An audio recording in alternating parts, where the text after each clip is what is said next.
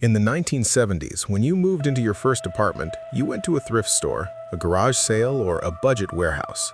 You bought a sofa for 50 bucks, and even if it was ugly, it was yours. It was a tangible asset. But in 2026, we've entered the era of furniture as a service, FaaS. Companies are now marketing the idea that owning furniture is a burden. They want you to believe that in a mobile gig economy world, you should just subscribe to your bed, your dining table, and your couch. But when you look at the math, you realize this isn't about convenience. It's about a predatory wealth transfer. The sales pitch for 2026 is seductive. Live in a designer-furnished home for just $199 a month.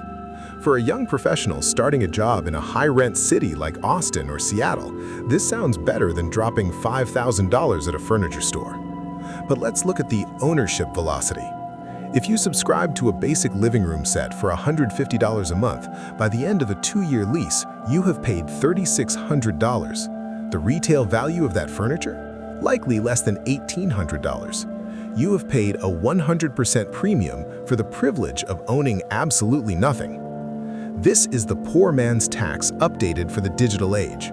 In the past, rent-to-own stores were tucked away in low-income neighborhoods, charging exorbitant interest to those with no other choice.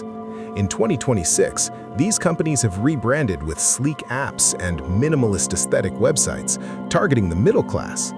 They've turned a one-time capital expense into a permanent monthly liability. And the trap gets tighter. If you decide you want to keep the furniture at the end of the term, the buyout price is often close to the original retail price, meaning you pay for the same sofa twice. The psychological trap here is decision fatigue. In 2026, our lives are so cluttered with subscriptions that we stop calculating the total cost of life. We only look at the monthly burn. By turning your bed into a subscription, these companies ensure that you can never truly lower your expenses. If you lose your job, you can't just stop paying for your bed without losing the place where you sleep. You have traded your financial flexibility for a temporary aesthetic. Furthermore, the environmental sustainability claims these companies use is often a smokescreen. Because the furniture is designed to be moved and refurbished multiple times, it's often made of composite materials that don't last. When the subscription ends and the piece is too worn to rent again, it ends up in a landfill. You aren't sharing a resource, you are funding a cycle of disposable high-end waste. To build wealth in 2026, you must resist the subscriptionization of your physical environment. Every time you turn an asset into a service, you are selling a piece of your future freedom. The path to the middle class has always been built on the accumulation of assets, no matter how small.